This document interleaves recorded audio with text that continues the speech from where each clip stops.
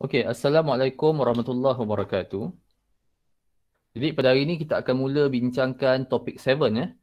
Topik 7 yang ini topik yang berkaitan dengan graviti. Jadi dalam topik ni kita akan bincang equation-equation. Gravitational force, gravitational field strength, gravitational potential energy. Yang itu semuanya equation-equation yang berkaitan dengan gravity. Dalam learning outcome 7.1a, okay, pelajar semua sepatutnya boleh state and use Newton's law of gravitation. Kita dah belajar Newton first law, Newton second law, Newton's third law. Yang ini satu lagi law Newton yang kita panggil sebagai hukum kegravitian ataupun gravitation. So apa dia law ni cakap? Dia kata every particle in the universe attract every other particle.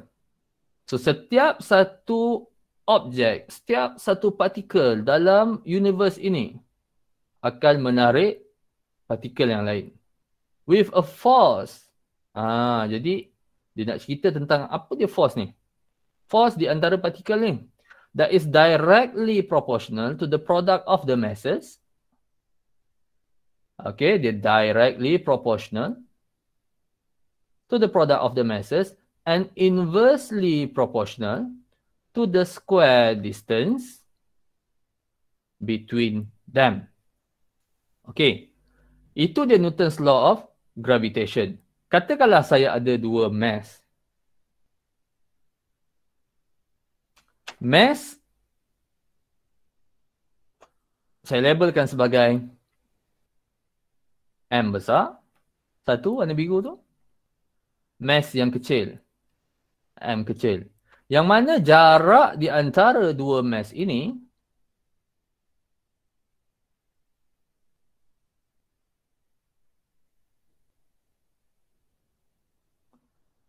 adalah R. Jadi di antara kedua mass ini, Newton sudah cakap akan ada force. Force yang kita panggil sebagai gravitational force.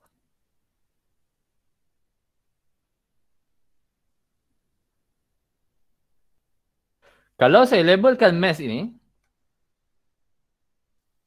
dengan simbol M1, M2, mass 1 dan juga mass 2, kita akan dapati bahawa pada M1 akan wujud satu force oleh 2. Ini force on 1 by 2. Saya gunakan simbol F12.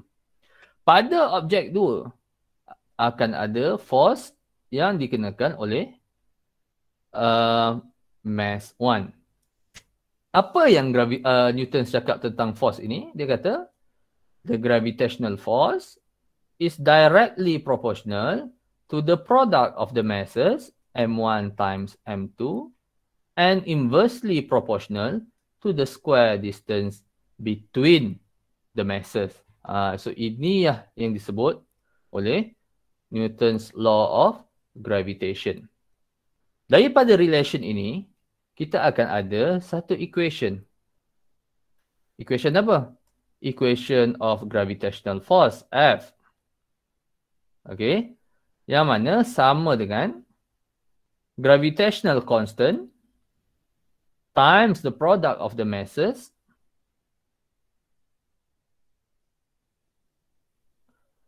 divided by the square distance between the masses. Okay. Jadi kalau awak tengok dalam gambar ini, by F12, rumus dia sama dengan M1, M2 over R square. F21, force pada 2 oleh objek 1, juga kita tulis rumus dia G M2 M1 over R square. Jadi sebenarnya dari segi magnitude force pada objek 1 yang dikenakan oleh objek 2 sama sahaja dengan force pada objek 2 yang dikenakan oleh objek 1. Jadi magnitude-nya adalah sama.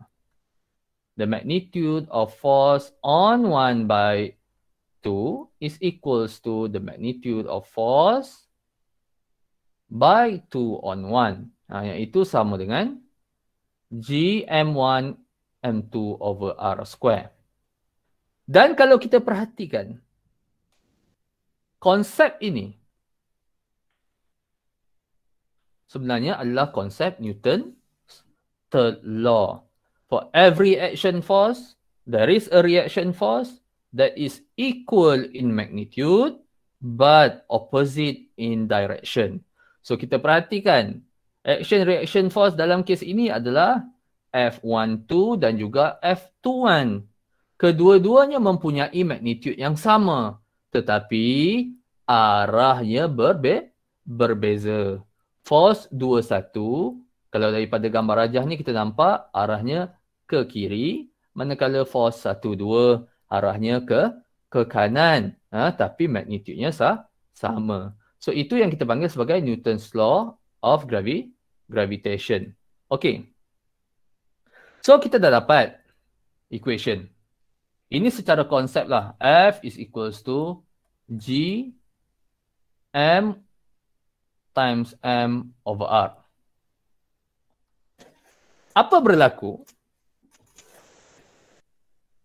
kalau kita R square over R square? Tadi saya tulis R square tak? Saya tulis R square semuanya. Sebab ini ada R square.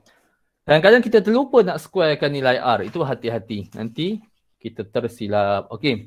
Jadi, apa yang berlaku pada nilai force kalau distance between the object bertambah sebanyak 2 kali ganda?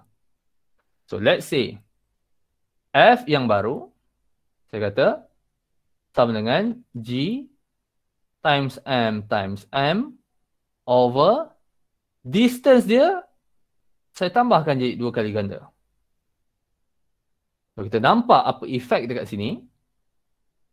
Force yang baru apabila kita jauhkan objek itu sebanyak 2 kali ganda akan jadi GM M over 4 R square. Jadi perhatikan benda ni. GMM over R square itu adalah force yang asal. Okay, jadi kita cakap kalau kita tambah distance sebanyak 2 kali ganda, apa yang berlaku adalah force yang baru akan berkurang sebanyak 1/4 daripada force yang lama. Yang ini yang kita panggil sebagai inverse square law. So maksudnya, kalau pada R, nilai force dia F, okey kat sini. Kalau saya increase jadi 2R, nilai force dia akan berkurang sebanyak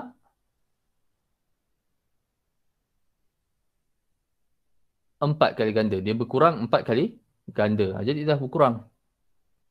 Kalau 3R, ingat, ini namanya inverse square law. Kalau 3 kali ganda, 3 kuasa 2 jadi 9. Jadi dia akan berkurang sebanyak 9 kali ganda. Itulah dia punya bentuk graf force. Ini challenging sikit lah saya nak lukis kat komputer kan. Tapi awak tengok dalam gambar rajah. Gambar rajah pada muka surat 3 tu. Itu lebih proper. Okay. So itu yang kita panggil sebagai inverse square law. Kalau 4R, dia akan jadi 4 kuasa 2. 4 kali 4 jadi 16. So F yang baru sama dengan F yang asal bahagi 16. So itu yang kita panggil sebagai inverse square law. So itu saja untuk part yang pertama, iaitu gravitational force.